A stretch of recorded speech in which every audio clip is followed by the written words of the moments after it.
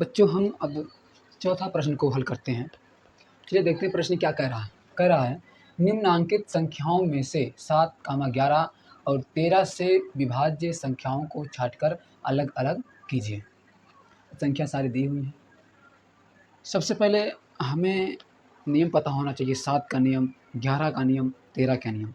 जब तक आप लोगों को नियम नहीं पता होगा तब तक आप इस सवाल को हल नहीं कर सकते।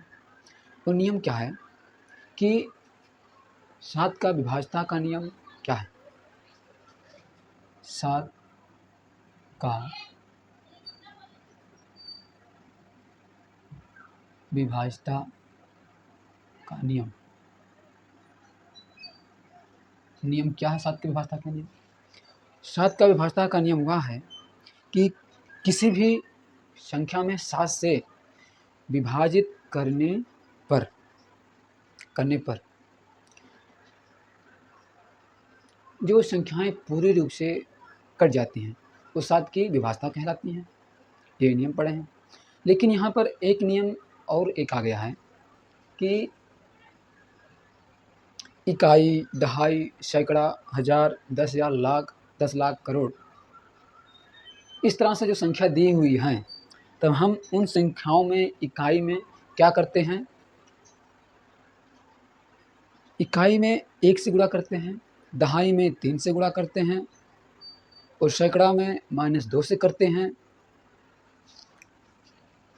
इकाई में क्या करते हैं? 1 से गुणा करते हैं, दहाई में 3 से गुणा करते हैं और सैकड़ा में 2 से गुणा करते हैं।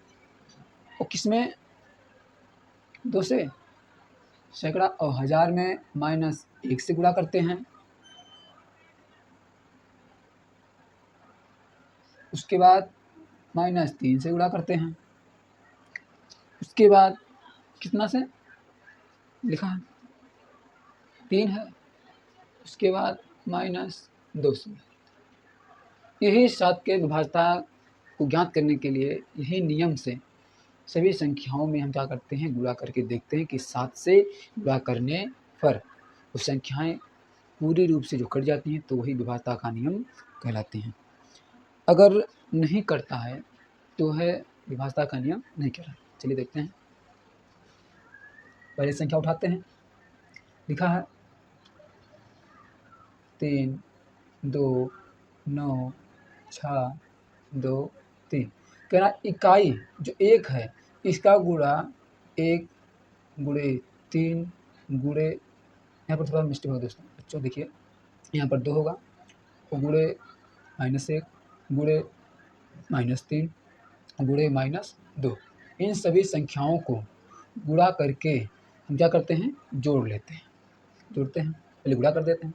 3 दूनी 6 -6, 3 दूनी 6 -6, 9 करने में -9, यहाँ 6 दूनी 12, 3 दूनी 6, 3 करने 3। अब माइनस माइनस को जोड़ लेते हैं, फिर प्लस प्लस को जोड़ लेते हैं। चलिए जोड़ते हैं। 6 6 12, 12 9 21, -21, 6 12 6 18, 3 21। यानी कि 7 से -21 पूरा पूरा विभाजित हो जाएगा और 21 विभाजित हो जाएगा। ये क्या हो जाएगा? तो यानी कि यह 7 के विभाज्यता का नियम में है। अब दूसरा इसी प्रकार से चेक करते हैं। क्या दिया है? 6 3 2 7 1। अब गुणा करते हैं कितने से? 1 गुणे 3 गुणे 2 गुणे -1 गुणे -3। गुणा कर देते हैं। 3 छक 18, -3 करने 3, ये आएगा 2 दूनी 4, 3 3 7 21, 1 करने 1। अब इन दोनों को जोड़ देते हैं, अब इन तीनों को जोड़ देते हैं। इसका जोड़ेंगे तो आएगा 21, 21 आएगा। अब इसको जोड़ेंगे तो आएगा कितना? 21, 22, 22 4, 22 4 कितना होता है? 26। यानी कि ये जो संख्या है 7 से पूर्ण रूप से क्या होगी? विभाजित नहीं होगी। यह संख्या क्या होगी? 7 से विभाजित नहीं होगी।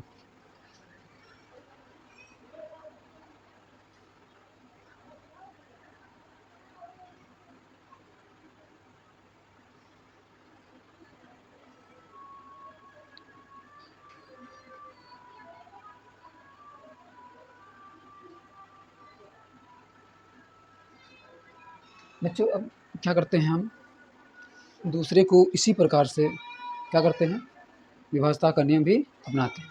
चलिए दूसरा क्वेश्चन लिखते हैं, इसको मिटा देते हैं यहाँ से।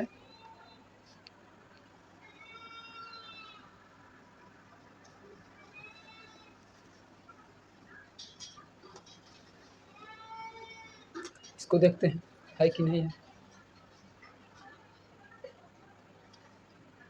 4 9 2 8 9 5 गुणा करते हैं। 1 गुणे 3 गुणे 2 गुणे -1 गुणे -3 गुणे -2। यही है 7 के विभाजता के नियम की क्या है, फार्मूला। इसी से हम क्या करते हैं, गुणा करते हैं। चलिए करते हैं। बराबर 4 दूनी 8 -8 माइनस माइनस प्लस माइनस हो जाता है, माइनस 9 3 27 -2 8 दूनी 16 27 5।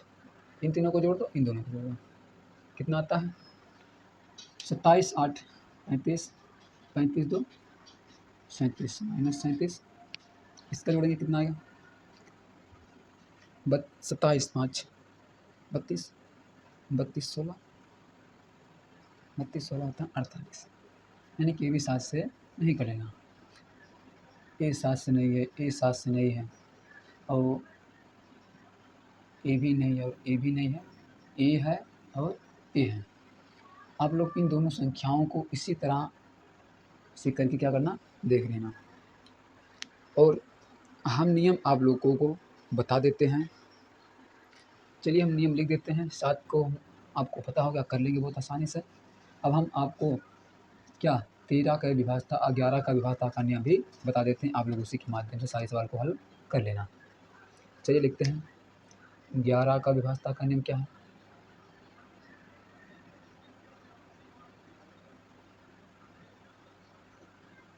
का नियम लिख देते हैं। आप लोग गुणा कर लेना, क्योंकि गुणा करने में बहुत ही लॉन्ग वीडियो हो जाएगी। इसी के कारण हम आपको नियम बता देते हैं, नियम से गुणा कर लेना।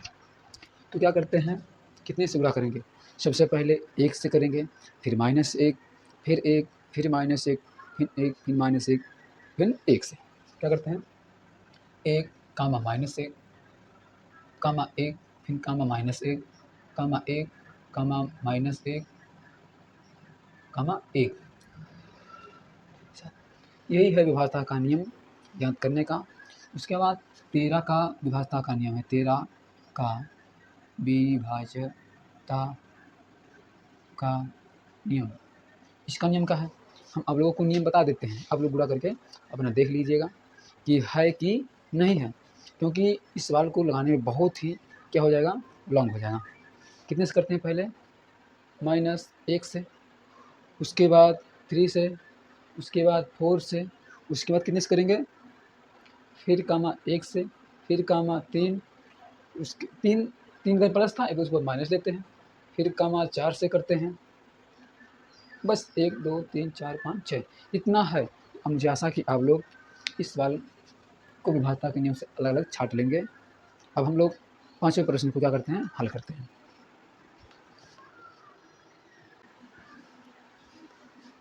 बच्चों हम 5वां प्रश्न को हल करते हैं।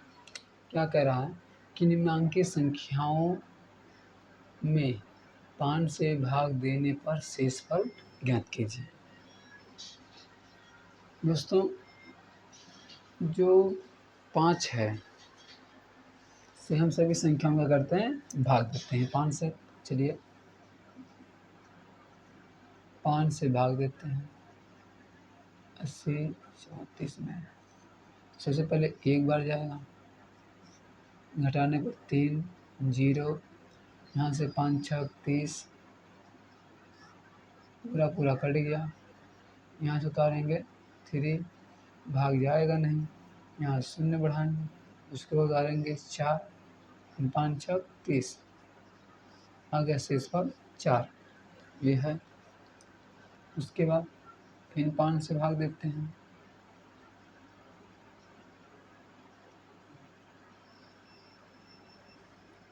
एक बार ले जाते हैं क्योंकि भाग चला जाएगा 9 में, आ गया 4, भाग जाएगा नहीं, उतारेंगे 7, फिर 5 9 45, 7 में से 5 गया 2, यहाँ से उतारेंगे 4, 5 चौक 20, घटाएंगे तो 4, यहाँ से आएगा 4, 5 8 40, 4 यहाँ से उतारेंगे 6, तो 5 9 45,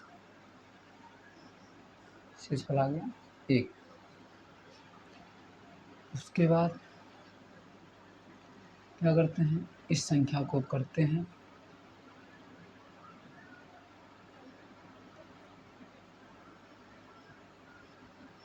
दोस्तों। एक नियम है, अगर पूछता कि 5 से भाग देने पर शेषफल पूरी क्या विभाजित हो जाए, तो 5 का नियम कहता है कि जिसके लास्ट में, जिस अंक के लास्ट में 0 हो या तो 5 हो, तो वह संख्या 5 से पूरी विभाजित हो जाती है। तो यहाँ पर देखते हैं, इसके लास्ट में 0 दिया है, यहाँ पर 5 दिया, तो ये संख्या क्या होंगी, पूरी विभाजित हो जाएंगी। तो हम लिखते हैं अतः सवाल पूछा कि 5 से भाग देने पर शेषफल ज्ञात कीजिए, तो आ जाएगा अतः, आएगा कितना 4, 1, 0, यही क्या हो जाएगा मेरा आंसर। अब लोग भाग करके इसको देख लीजिएगा, शेषफल इसका और इसका आएगा कितना 0 शेषफल दोनों संख्याओं का आएगा। अब हम लोग 6वां प्रश्न की ओर चलते हैं।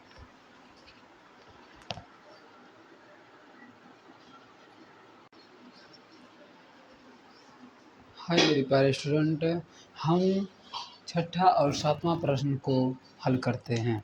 चलिए देखते हैं 6वां प्रश्न क्या है। क्या 72, 27, 22 के अपवर्तक 7, 11 और 13 हैं? बच्चों, जिस प्रकार से हम 5वें प्रश्न को 7 का नियम, 7 का विभाज्यता का नियम, 11 का विभाज्यता का नियम, 13 का विभाज्यता का नियम आप लोगों को बता दिए हैं, उसी प्रकार से इसका भी पता करना है। अगर इसको 7 का विभाज्यता का नियम जो था 1, 3, 2, -1, -3, -2, इस नियम के अनुसार हम इस संख्या में गुणा करके जोड़ लेते हैं, जोड़ने पर 7 से भाग देंगे, अगर विभाजित पूरा हो जा रहा तो 7 का विभाज्यता का नियम है, 7 का इसका अपवर्तक 7 है। उसके बाद 11 का नियम भी देखते हैं, उससे 13 का नियम देख लेते हैं। मुझे आशा कि आप लोग 6वां प्रश्न 5वें प्रश्न की तरह हल कर लेंगे। हम लोग चलते हैं 7वें प्रश्न की ओर। लिखा है, एक संख्या 576 है, इसमें से इसके अंकों का योगफल घटा देते हैं। तो हम लोग सबसे पहले क्या करते हैं, जो संख्या दी होती है इस संख्या को पहले जोड़ लेते हैं। 7 5 + 7 + 6 बराबर कितना होगा, 7 5 12, 12 6 18, 18 गया। अंकों का योगफल यानी कि इतना योग है। अब कह रहा कि घटा देते हैं, यानी कि इसी में से, कितना में से, जो संख्या है 576 - 18, इसी में से घटा देते हैं। देखिए 8 16 6 में से 8 जाएगा नहीं, उधार देगा दहाई, हो जाएगा 16, 16 में से 8 गया 8, यहाँ पर बचा 6, 6 में से 1 गया बचा 5, अब यहाँ पर 5, इतना आ गया। तो बताइए कि अंतरफल 9 का कितना गुना है। जो घटाने पर आया है, अगर हम इसमें भाग देते हैं, कह रहा कि 9 लिखते हैं, माना माना 9 में यक्स का माना 9 यक्स गुना है, यक्स गुना है, यानी कि 9 में यक्स का गुणा करते हैं। तो ये हमें यक्स का करना बताना है, तो याद करते हैं 9 गुणे एक्स बराबर कितना है 558। तो 9x बराबर 558, तो यक्स बराबर 558/9। तो x बराबर आएगा कितना, भाग देंगे तो आएगा कितना 62। यानी कि अगर हम 9 को 62 बार गुणा करें, 62 में गुणा करें 9 को, तो आ जाएगा कितना 558। मुझे आशा है कि आपको सातों प्रश्न बहुत ही अच्छे समझ में आ गया है। तो हम लोग 8वें प्रश्न की ओर चलते हैं।